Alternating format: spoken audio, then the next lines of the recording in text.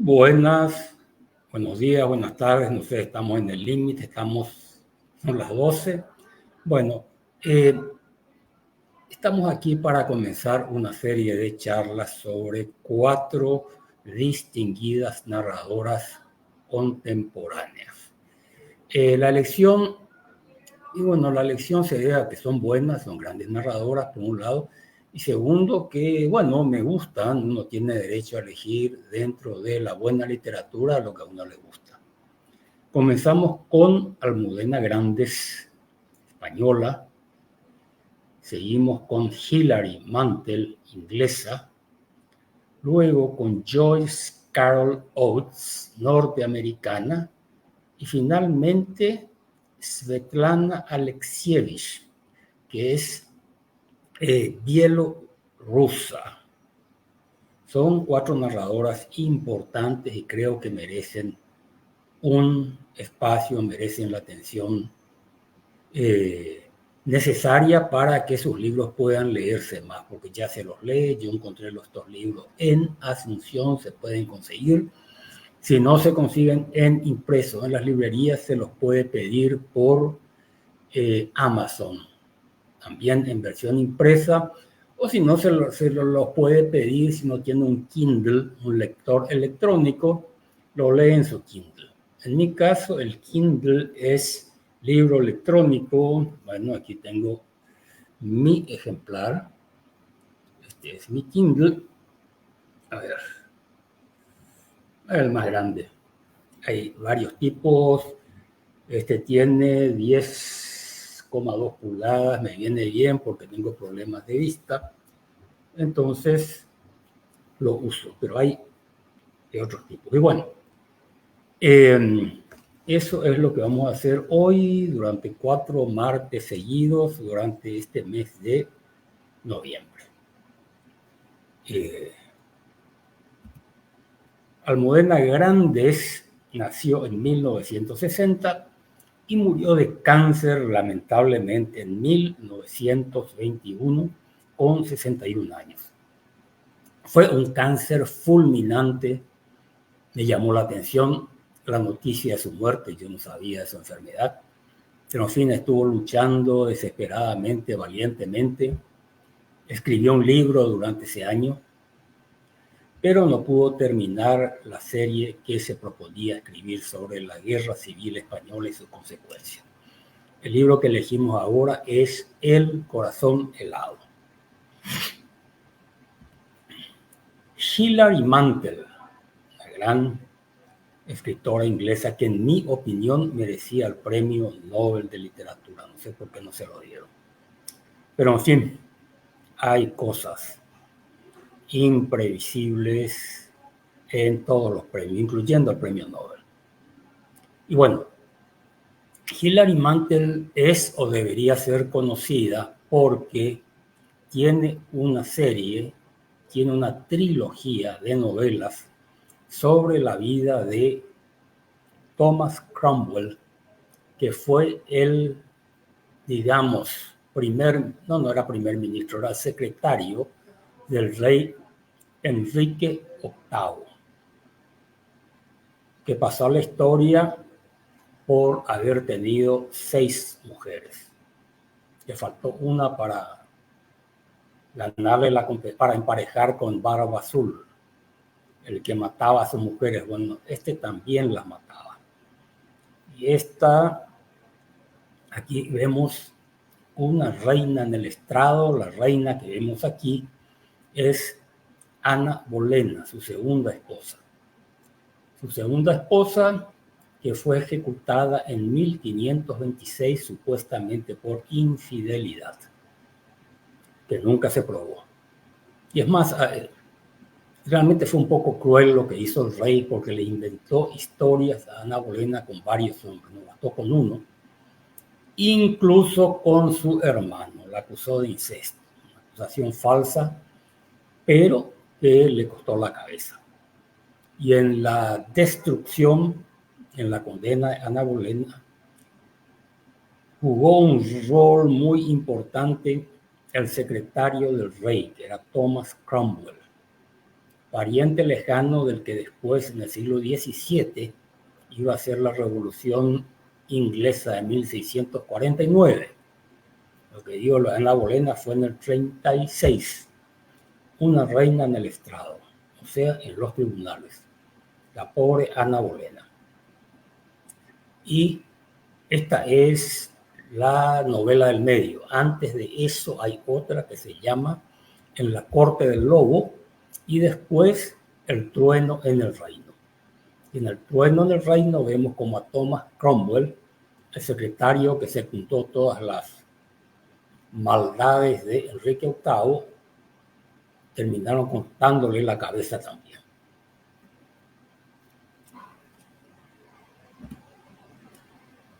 Aquí tenemos a Joyce Carol Oates. Joyce Carol Oates, mayor que las anteriores, nació en 1938, tiene ¿cuánto? 85 años, pero sigue escribiendo. No sé cómo hace, todos los días se pone su equipo de gimnasia y sale a trotar y naturalmente escribe todos los días, por eso es que ha escrito unos 70 libros. Y los libros de ella no son libros cortos, son novelas voluminosas como esta, Blonde, rubia, podría ser, ese es el título en inglés, en castellano podría ser blonda, quiere decir lo mismo, pero bueno, prefirió en inglés en vez de decir rubia. Marilyn Monroe, la estrella de Hollywood, que pasaba por ser una rubia tonta. Resulta que no era ni rubia ni tonta. Existen indicios, creo que pruebas incluso, de que tenía un coeficiente intelectual altísimo. Pero en fin, no le fue tan bien. Tuvo éxito con su cara de tonta, pero no la satisfizo. Eso, terminó suicidándose la pobre. Joyce es otra candidata, una eterna candidata al premio Nobel. Según me explicó un amigo norteamericano, no le van a dar el premio Nobel porque cuando se trata de dar el premio, hay una consulta extraoficial con el gobierno del país del escritor, y si el gobierno veta la candidatura, entonces no se concede el Nobel. Gobierno, autoridades oficiales, oficiosas.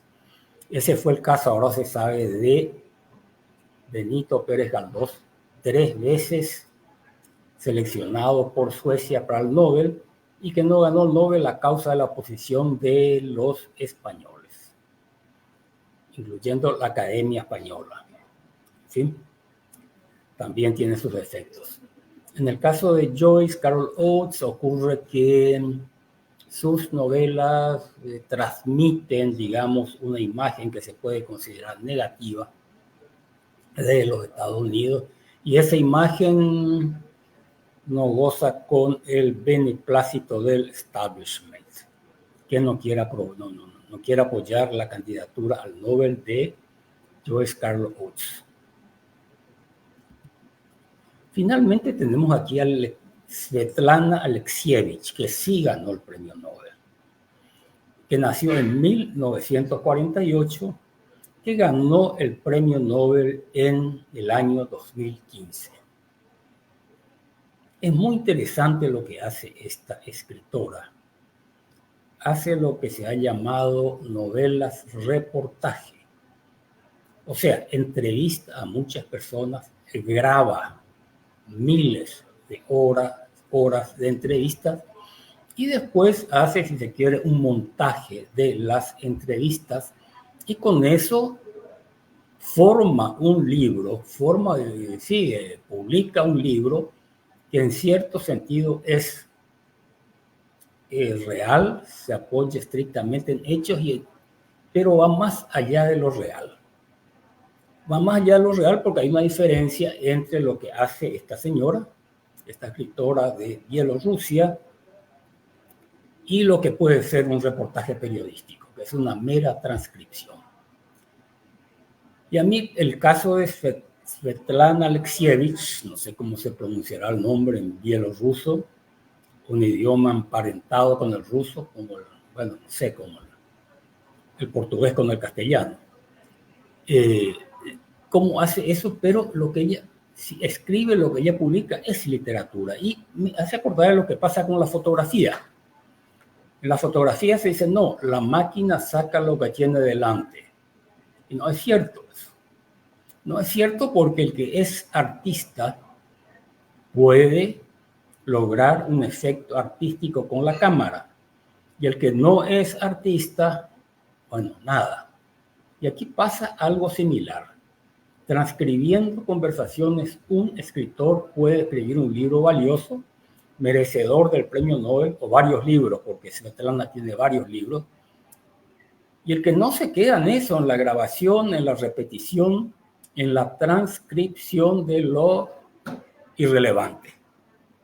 Estas son las 4 escritoras, vamos a dedicarle un martes a cada una de ellas. Ahora comenzamos con Almudena Grandes, desgraciadamente muerta en 2021 de cáncer. Aquí muchísimo la noticia.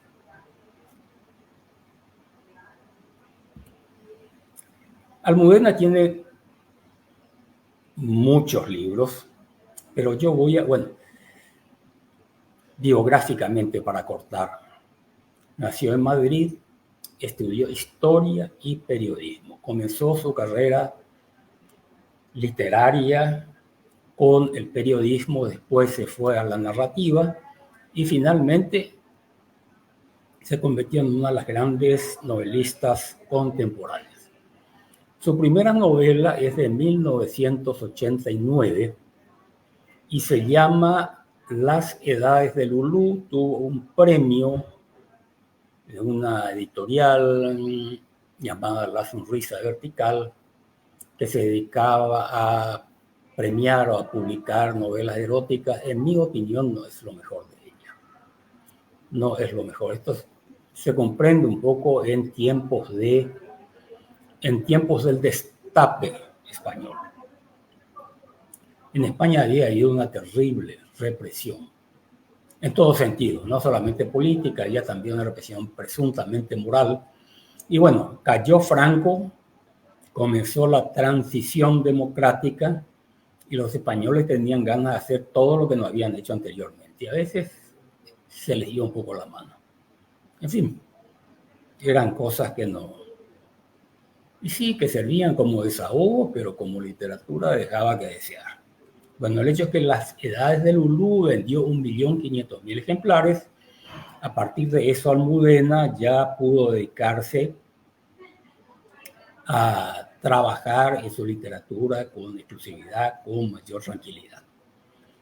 Salto varios títulos, tiene más libros, salto y Llego al corazón helado, que se publicó en el año 2007. Es una novela voluminosa que se vendía en Asunción. La tengo aquí. Bueno, está aquí, ¿verdad? Pero son ¿cuánto? 1.200 páginas. 1.200 páginas y es una novela que tiene algo en común con las grandes novelas del siglo pasado, principio del siglo XX, en que narra la historia de una familia a través de varias generaciones. Así, con ese criterio se han escrito novelas muy voluminosas. Bueno, la Almudena es voluminosa. Se diferencia en la escritura, en las técnicas, que no son las del siglo XIX. Y bien, publica El corazón helado en 2007 y a partir del Corazón helado inicia una serie de novelas sobre la historia española del siglo XX, si se quiere, la historia de la República Española, comenzada en 1931, la Guerra Civil Española, que fue la insurrección militar y fascista contra la República Democrática, y la posguerra. Una posguerra bastante larga porque duró hasta la muerte de Franco. 1975, 20 de noviembre de 1975. Franco al último estaba ya reblandecido, estaba con una serie de dolencias, no mandaba, pero mandaba a su equipo. Y bueno, como anécdota, digamos que Stroessner tenía excelentes relaciones con Franco. Se fue a Madrid y la visita a Madrid fue muy celebrada. Aquí había un poeta oficial llamado Ángel Peralta Arellano, que tiene un libro llamado Estampas de Asunción, que fue declarado obra útil por Stroessner, naturalmente, y tiene todo un poema sobre la visita de Stroessner a Madrid. Era un poco, como que decía, siempre en el aire con LAP, líneas aéreas paraguayas. Stroessner en raudo vuelo, mezclándose con el cielo, cruzó el Atlántico mar para llegar a Madrid, patria de Franco y de Cid, con el alma de la raza y el pabellón guaraní. Bueno, quitando lo que se tiene que quitar, cambiando lo que se debe cambiar, había afinidad entre Franco y Stroessner. Sus gobiernos fueron básicamente dictaduras militares con un apoyo civil y con tendencias fascistas y con ciertas concesiones a la democracia. Había elecciones, bueno, en Paraguay había un poco más de farsa democrática que en España, pero en España también había una relativa apertura, sobre todo porque después de la caída de Hitler y Mussolini, a quienes estuvo aliado Franco durante la guerra, para evitar una represalia, Franco trató de disimular lo dictador que era. Pero bueno, esto sería ya, bueno, no sé, no es algo anecdótico. Personalmente, uno tiene derecho a tener sus preferencias. Yo he pensado en la necesidad de escribir una novela de la tiranía de Stroessner, tomando como antecedente las novelas sobre la tiranía de Franco. Que, bueno, la de Franco cayó en 1975, la de Stroessner en 1989. Después vino una transición democrática bastante tutelada y se trató de recuperar la memoria histórica. La recuperación de la memoria histórica es el tema de la escritura almudena grande, con ese, y algo que se ha hecho en España. Se han publicado, creo que miles de libros, en total, entre libros de historia, reportajes, novelas, sobre la tiranía, la post-tiranía, post-dictadura, y aquí falta hacer ese trabajo. Falta realmente, hay algunos libros interesantes, pero falta volumen a la recuperación de la memoria histórica. Acotación al margen. Bueno, después del Corazón helado, Almudena Grandes inició una serie llamada Episodios de una guerra inconclusa. Tenían que ser episodios de una guerra inconclusa. El primero, Inés o la alegría, se publicó. El segundo también, El lector de Julio Verne. Si no quieren leer las 1000 páginas de El Corazón helado, lean El lector de Julio Verne, que es más corta, es un incidente dentro de la tiranía de Franco y realmente es una novela muy bien lograda. Viene después Las 3 bodas de Manolita, muy interesante. También La madre de Frankenstein, que habla sobre el sistema carcelario y psiquiátrico de la España de Franco. Había presuntos médicos que pensaban que podían curar con drogas el comunismo y la homosexualidad. Y bueno, para eso hacían experimentos con los presos. Y por otro lado, estos señores se negaban. Aquí hay mucho de historia. En todas estas novelas de Almudena hay mucho de historia, son básicamente novelas históricas. Y bien, Los pacientes del doctor García, dicho sea de paso, se llama una serie televisiva, pero no se basa en el libro de Almudena. Al comenzar sí tiene alguna afinidad, pero después se convierte en un culebrón. Ese no es el espíritu de Almudena, un espíritu crítico sobre la dictadura. El otro es más bien anecdótico. La madre de Frankenstein, ya lo hemos visto. Mariano en el Vidasoa era el último libro que estaba escribiendo Almudena cuando enfermó de cáncer. Enfermó de cáncer, no lo pudo terminar, y en vez de eso publicó otra novela que no requería tanta investigación histórica, llamada Todo va a mejorar. Es una novela, digamos, de ciencia ficción o de anticipación, como decía mi amigo Osvaldo González Real. Y aquí, en Todo va a mejorar, Almudena se transporta a una España en que la manipulación de los medios de comunicación permite manipular como se quiere las elecciones, y se llega a imponer un gobierno que, bajo la apariencia democrática, realmente es una perfecta dictadura. La manera en que dirige a la gente, en que les niega posibilidades. Y bueno, es una novela anticipación, es algo que puede pasar con el desarrollo de los medios, la inteligencia artificial, si es que no se la maneja bien. Bueno, pero vamos a la Guerra Civil Española, un rápido repaso de lo que fue la Guerra Civil Española. 1936-1939.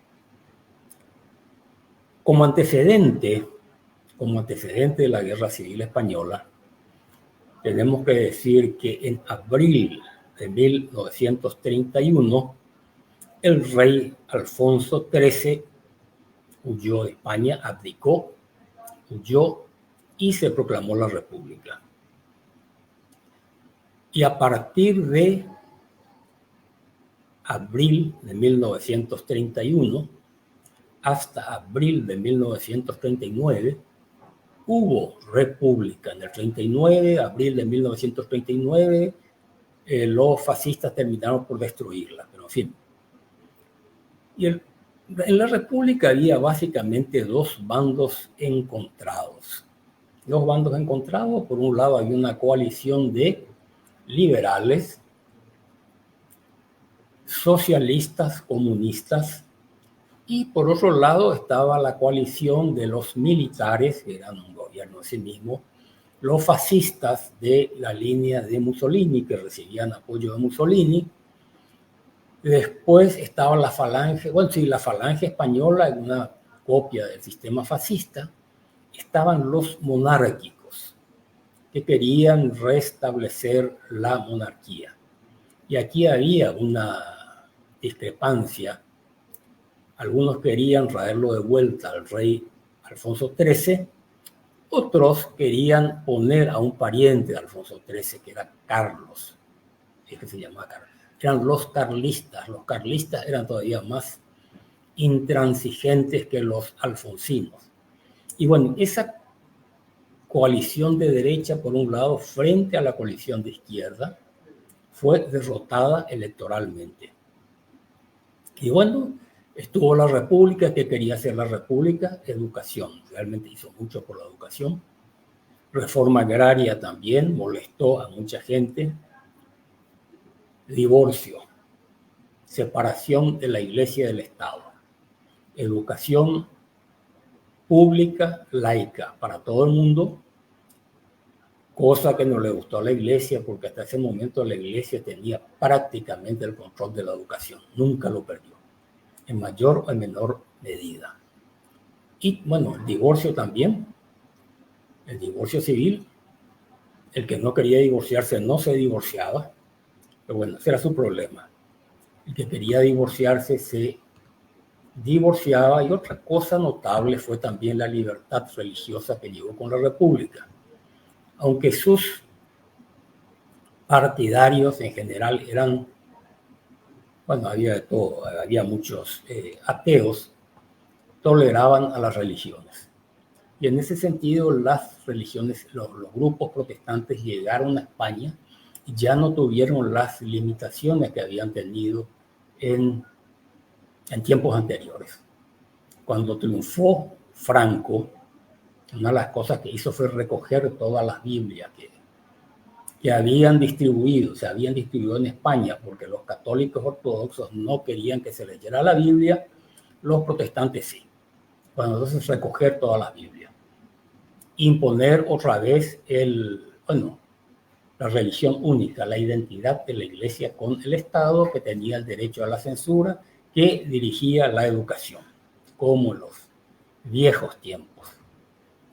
Eso bueno, y se estableció también una censura, había, hablando de destape, qué sé yo, para citar algo.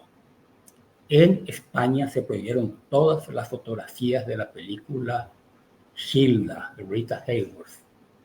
Una película del 49, creo, que aparece Rita Hayworth, no se puede decir que sea pornográfica, pero era demasiado provocativa. En las fotografías no podía aparecer ninguna foto en que a una mujer se le vieran las rodillas, por decreto o ley, no sé lo que era, resolución. Las faldas tenían que estar por debajo de las rodillas, eso formaba parte del sistema. Había censura, no se podía publicar un libro sin previa autorización, y colaboraban la Iglesia con el Estado para censurar todo lo que no les gustaba. Y eso de la censura incluía actores como Federico García Lorca, por ejemplo. Y la censura se extendía hasta a los universitarios. También ahí y algunos libros se podían leer, pero con permiso especial. Bueno, el asunto es que esta apertura o esta democratización de España que promovía la República no le gustó a los sectores más conservadores, a los terratenientes, a la jerarquía eclesiástica, a los militares, a ciertos industriales, y bueno, conspiraron y dieron el golpe contra la República. El 17, en realidad creo que es el 18, 17 al 18 era la fiesta oficial, se festejaba el 18 de julio, en tiempos de Franco. Comienza la insurrección militar dirigida por los generales Sanjurjo, Mola, que eran los dirigentes, los principales. Detrás estaba Franco, pero como murieron Sanjurjo y Mola, entonces surgió Franco. Franco estaba, a ver un poco, aquí tenemos esta imagen. Franco estaba, ahí no tengo un puntero que me vendría bien, esto no sirve como puntero. Bueno, aquí en el mapa se ve en azul. Esta es la insurrección de julio del 36. La zona azul es la zona controlada por los falangistas, los franquistas, digamos, que todavía no había franquismo. En el norte de África, España tenía una colonia que era Marruecos, ahí estaba el ejército, el grueso del ejército, y bueno, de ahí salieron los militares gracias a la aviación proporcionada por Mussolini y por Hitler. Trataron de extenderse por toda España, pero fueron contenidos. Pocos meses después, la parte azul quedó en manos de los militares, la parte roja en manos de la República. Y ahí se dio una lucha muy encarnizada por la conquista del resto del territorio español. En noviembre de 1936, los sublevados tratan de tomar Madrid y no pueden tomar Madrid. No pueden la batalla de Madrid, que se prolongó hasta marzo del 37, con la batalla de Guadalajara, en que fueron derrotados los fascistas italianos. Creo que Mussolini mandó 70.000 soldados a favor de Franco. Y Hitler mandó tanques y mandó la aviación. Así que en ese sentido los sublevados tenían superioridad en material militar. Además de eso, los sublevados tenían libre provisión de nafta. No sé qué empresa norteamericana se encargaba de enviarle combustible a Franco, a los franquistas, mientras que la República siempre estaba corta de fondos y tenía problemas para manejar su dinero en Inglaterra y Francia, países democráticos supuestamente, pero que no hicieron nada por apoyar a la República, que con todos sus defectos era un sistema elegido democráticamente y en que el gobierno tenía una voluntad decidida de mantener la legalidad. ¿Qué fue la diferencia? Porque hubo violencia, hubo abusos tanto del lado republicano como del lado fascista. Pero en el lado republicano eran reacciones, eran venganzas que no tenían el apoyo de la autoridad y que eran reprimidas incluso por la autoridad. En el lado franquista, para decir así, había una política sistemática de eliminación de los enemigos desde el primer momento. Bueno, en Guadalajara fracasan los intentos de tomar Madrid. En abril de 1937, Guernica. Este es el cuadro de Picasso que conocerán. La aviación alemana arrasa un pueblo que no tenía armamento, un pueblo civil. Y creó un precedente muy feo. En la Segunda Guerra Mundial, lo que distinguiría la Segunda Guerra Mundial serían los bombardeos aéreos masivos contra las ciudades, contra los blancos civiles. Y eso se vio en Guernica, o en realidad en 1936 ya, en el sitio de Madrid, la aviación alemana y italiana había bombardeado Madrid. Pero en fin, Guernica fue más conocido. De julio a diciembre del 37 hubo varias batallas encarnizadas en que la República no conseguía derrotar a sus enemigos, pero en que la República trataba de prolongar la guerra. La esperanza del gobierno republicano era que hubiera guerra. Es decir, que Alemania e Italia entraran en guerra contra las potencias, llamémosle democráticas, y entonces la apoyaran. Y que no estaba tan mal el cálculo, porque al fin y al cabo la guerra civil española terminó en abril de 1939, con la victoria de Franco. Y ya en septiembre de 1939 comenzó la Segunda Guerra Mundial. Si se hubiera prolongado más la guerra, Hitler y Mussolini hubieran tenido problemas para seguir en España. Y los republicanos hubieran recibido ayuda de Estados Unidos. Y Francia e Inglaterra, que congelaron fondos republicanos que estaban en los bancos de esos dos países. Curiosamente. Según una historiadora inglesa, Helen Graham, en Inglaterra estaban los conservadores y preferían el triunfo de Franco, o sea, de un gobierno militar, porque tenían inversiones muy importantes en España. En España estaba la empresa minera Río Tinto, que era inglesa, básicamente inglesa, y curiosamente esa empresa importaba material estratégico a Alemania. Durante la Guerra Mundial, Franco envió hierro y envió otros minerales, wolframio, a Hitler. Después se lo perdonaron, pero así es. Bueno, la batalla del Ebro trató de julio de 1938. La batalla del Ebro no consiguió quebrar el frente rebelde, el frente militar. En agosto, ¿cuándo fue? Agosto fue de 1938, perdón, la memoria ya me falla, vino el famoso Acuerdo de Múnich, que según Helen Graham también, eso fue lo que destruyó a la República, porque ahí Inglaterra y Francia transigieron frente a Hitler. Le permitieron adueñarse de los Sudetes, de destruir a la República Checa. Y bueno, eso, ahí el resto ya fue resistir, solamente resistir. En enero de 1939 cayó Barcelona, ciudad revolucionaria. En abril cayó Madrid. Ya para 1939 la imagen era la de este mapa, casi toda España en azul, el color de Franco, en rojo el color de la República, solamente unos bolsones que terminaron por caer. Es decir, después vino una represión bastante severa, consecuencias de la muerte de la Guerra Civil Española. Existe un autor llamado José María Gironella.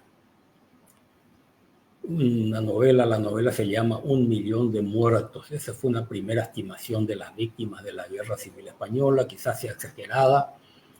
Parece que los muertos anduvieron cerca de los 600.000, que tampoco es poco, ¿verdad? Pero no 1.000.000, 500, 600.000.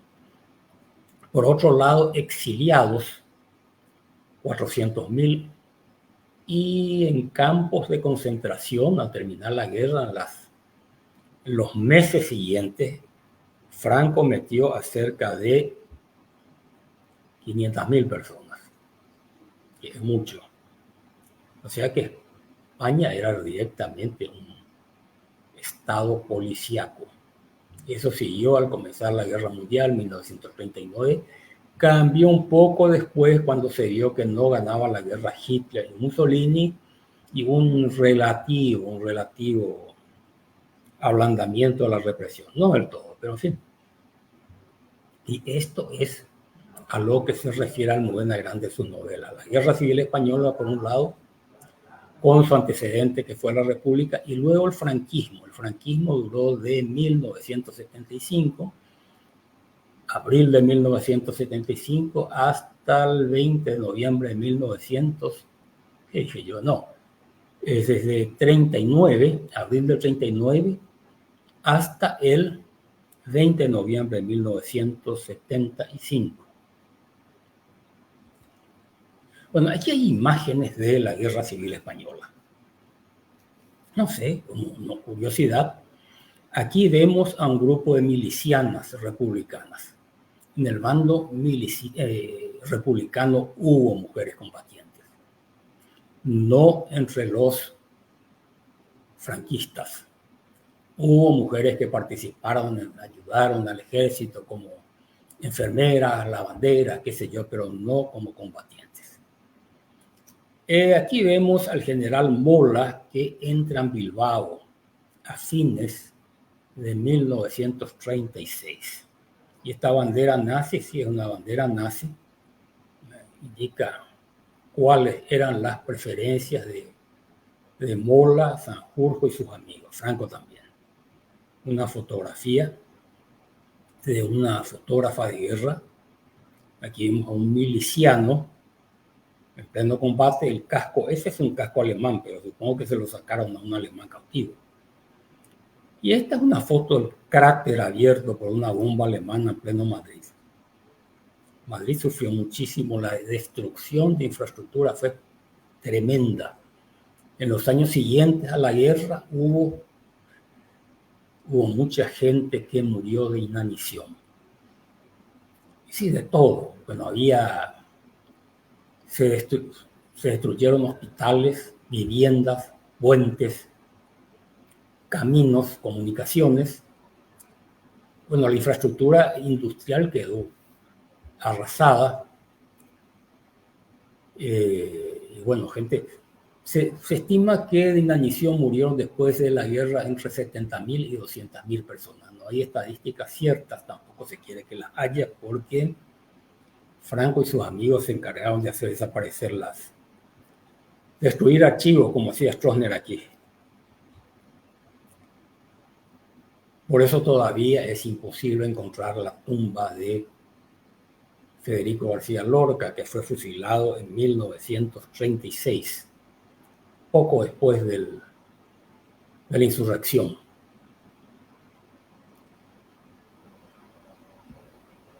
Bueno, régimen de Francisco Franco, 1939, 75, aquí lo tenemos a Franco.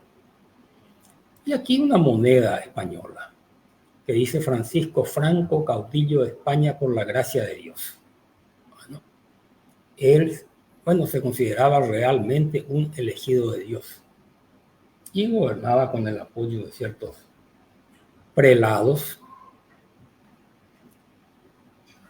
No recuerdo exactamente, a ver un poco, hay otro escritor importante que es Manuel Vázquez Montalbán, que tiene una autobiografía del general Franco, que está en esa línea de la recuperación de la memoria histórica y que transcribe los discursos. Creo que fue el obispo Pla y Deniel, que en una ocasión dijo que hubo dos matrimonios ejemplares en la historia. Uno fue el de San José y la Virgen María, y otro fue el de Franco y su esposa. ¿Cómo que se llamaba ella? No me recuerdo. Entre paréntesis, la esposa robaba que daba miedo. Cuando la señora se iba a un pueblo, a visitar a un pueblo, los cocheros cerraban todas sus puertas porque ella iba y llevaba lo que quería y no lo pagaba. No había forma de reclamarle a ¿cómo se llamaba la esposa de Franco? Bueno, no sé. Ya. Pero en fin, caudillo de España con la gracia de Dios. Bien.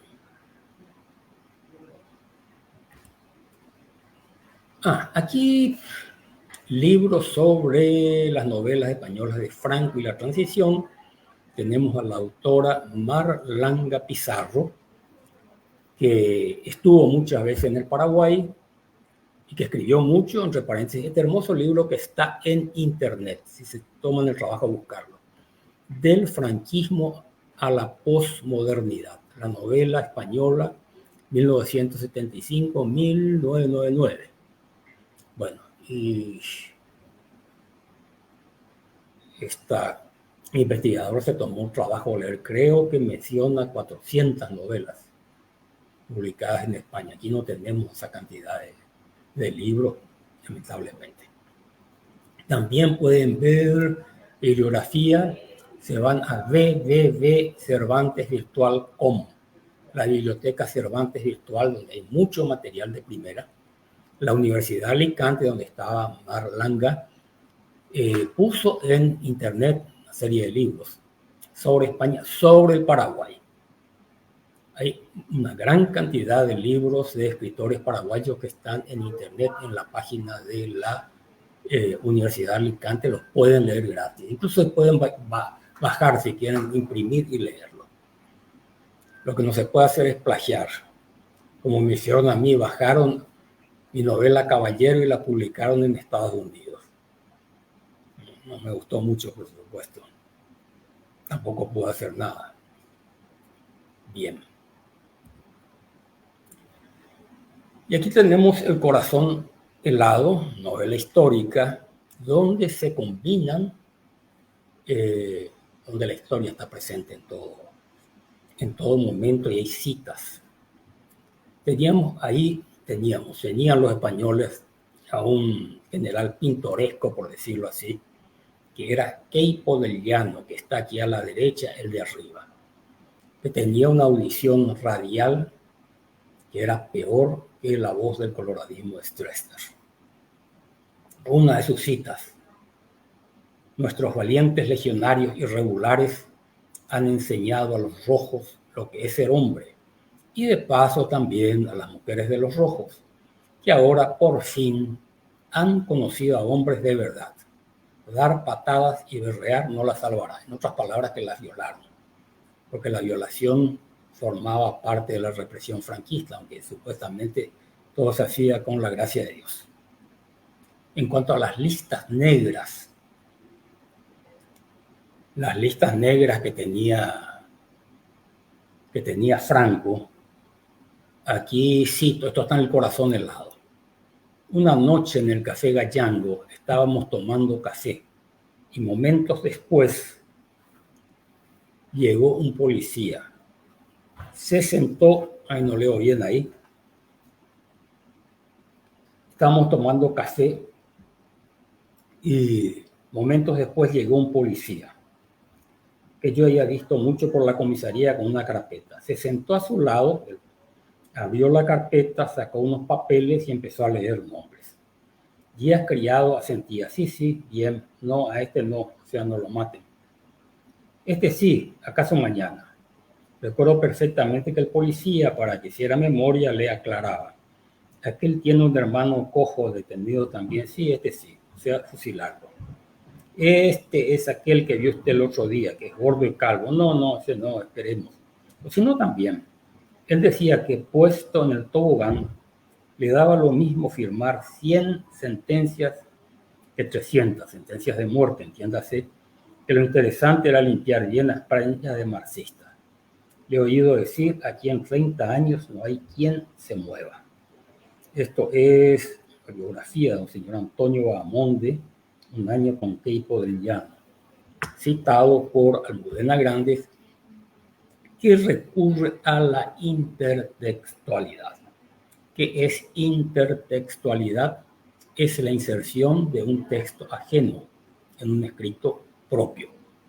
¿En qué se diferencia del plagio? Aunque en el plagio se quiere hacer pasar como propio el texto ajeno. En la intertextualidad se quiere que se entienda que el texto es ajeno. Ese se necesita.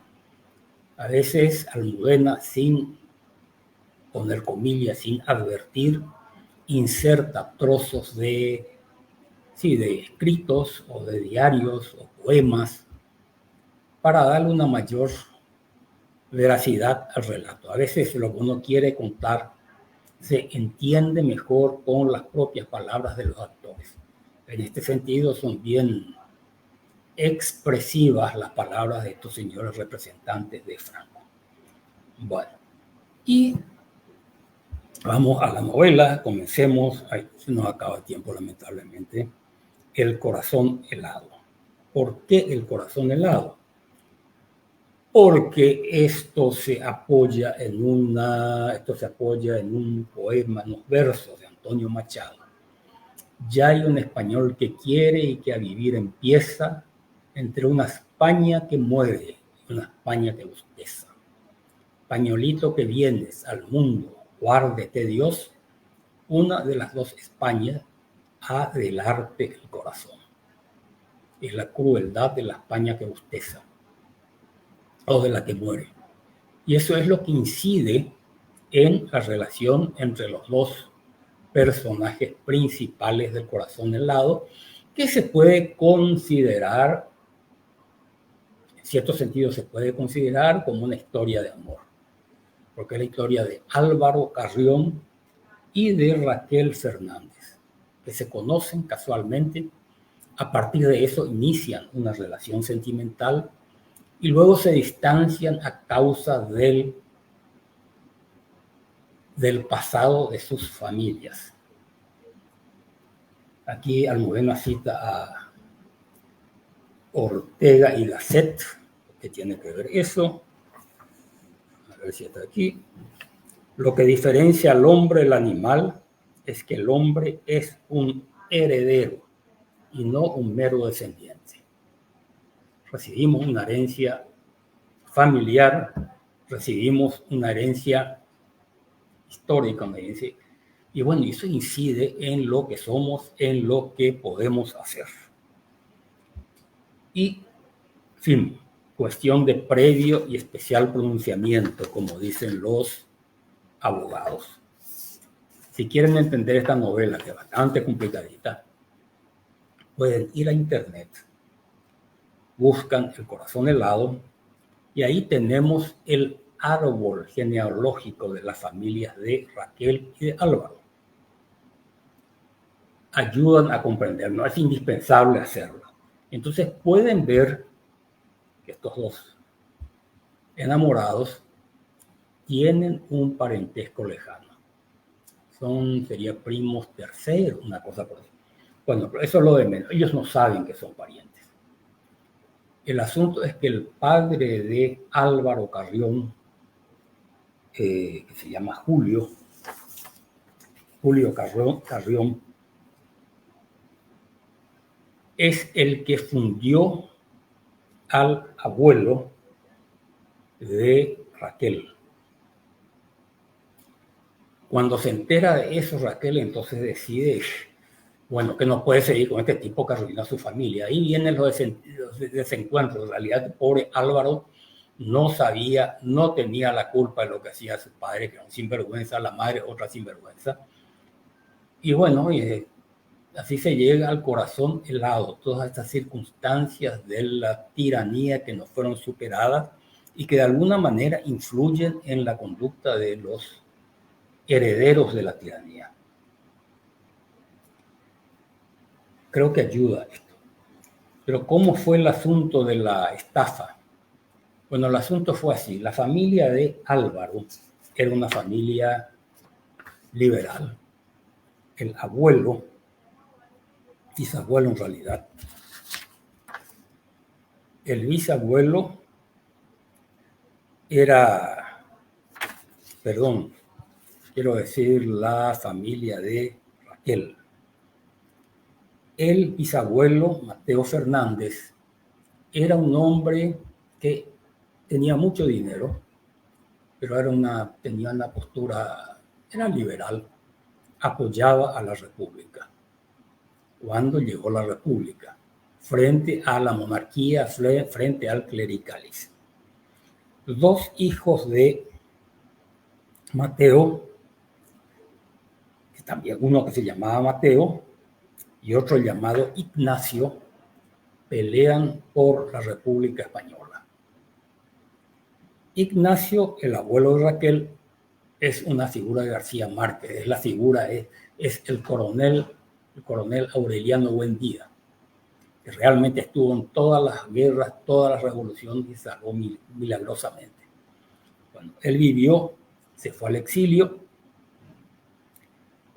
tuvo hijos en Francia y sus hijos, bueno, un hijo fue el padre de Raquel.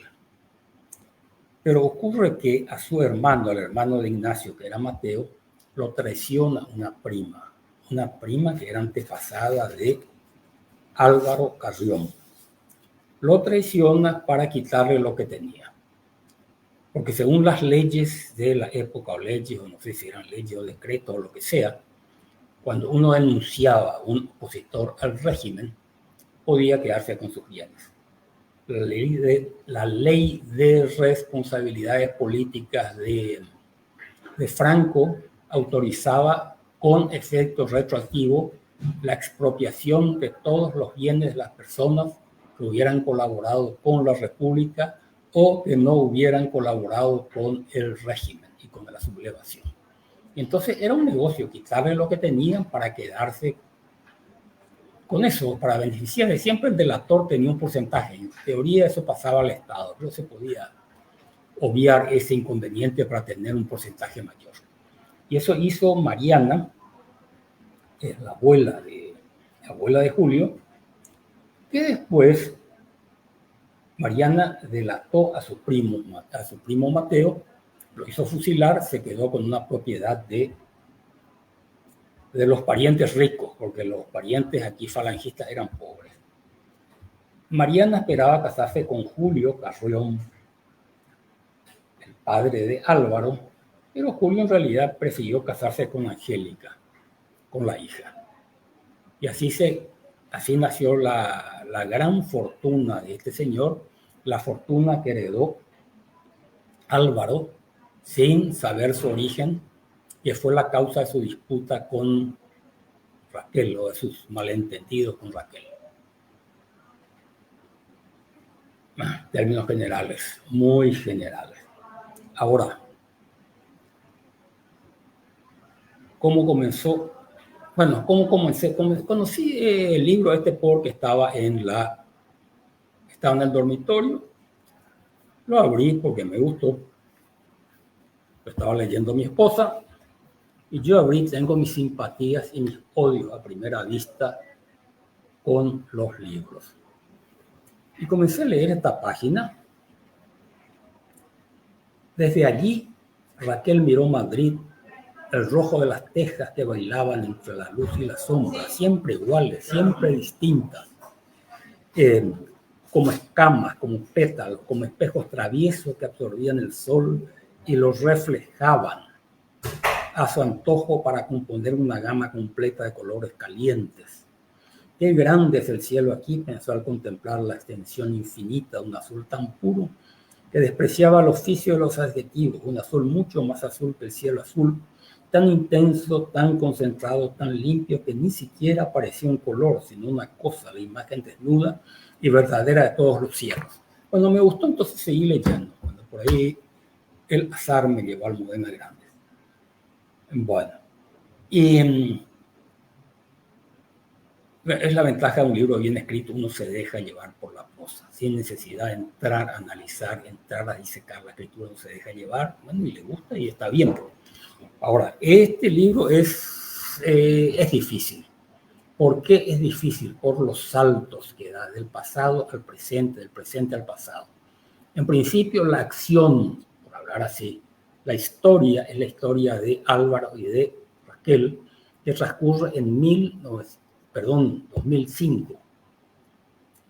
Del principio de 2005, no creo que es febrero, marzo, hasta finales, octubre, si no me equivoco. Son meses del año 2005 en que se conocen estas dos personas. Comienza la relación. Tiene 3 partes el libro. Una se llama El corazón, la parte más corta. Otra es El hielo, están los antecedentes. Y otra, El corazón helado. ¿Y por qué helado? Porque finalmente no pasa nada. Después de haberse descubierto todo lo que había detrás de la familia, detrás de la historia oficial, todo sigue igual. Pero vamos a tomar El corazón, creo que se nos acaba el tiempo ya, desgraciadamente, a la pucha. Bueno, a ver si nos dan un poco de tiempo. Comienza capítulo 1. Lamentablemente los capítulos no tienen, vamos a comenzar con la primera parte del corazón, el capítulo 1. El corazón no tiene título, no tiene número, pero en fin, comenzamos con las primeras líneas. Las mujeres no llevaban medias. Eso es en 2005, el entierro de Julio Carrión.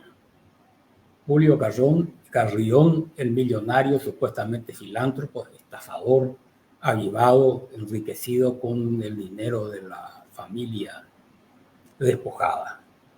Y allí Julio, el hijo, se ve a una desconocida que le llama la atención y a ella también él le llama la atención.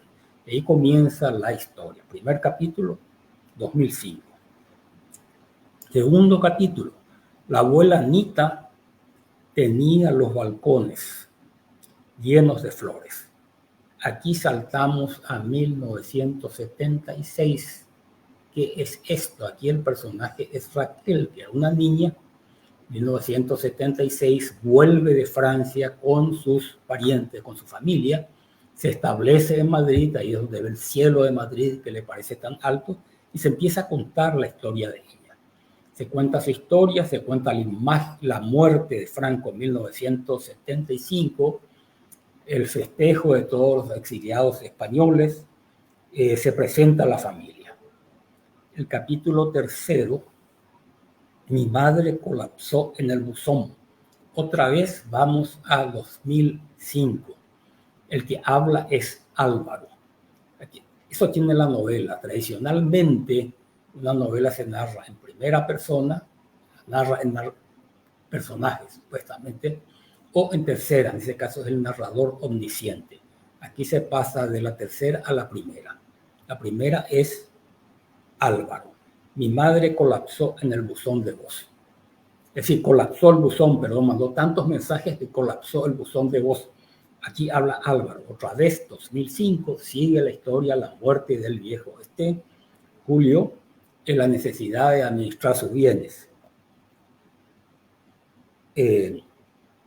capítulo 4. Aquella tarde, cuando fue a despertarlo al abuelo, y aquí vamos otra vez a la historia de Raquel, su familia, 1976, el reclamo que hace el abuelo de Raquel para recuperar sus bienes de Julio, que no se los da, por supuesto. Capítulo 5, amaneció un día húmedo. Aquí en el capítulo 5, Álvaro va a ocuparse de los asuntos de la sucesión de su padre, y ahí se encuentra con Raquel. Y ahí comienza la historia. Y bueno, a ver, un poco me parece que se nos va el tiempo. Bueno, en todo caso podría facilitar un esquema a la novela si que quieran leerla, pero acostúmbrense a esto, a que un capítulo se pasa adelante, atrás, adelante. En ese sentido, esta no es una novela decimonónica, aunque siempre tiene eso de tener una concepción general de un grupo humano, una nación quizás, y presentarlo. Bueno, creo que venció nuestro plazo, siento mucho y gracias por escuchar. A ver un poco, mi amigo Esteban, si nos informa cómo está la grabación.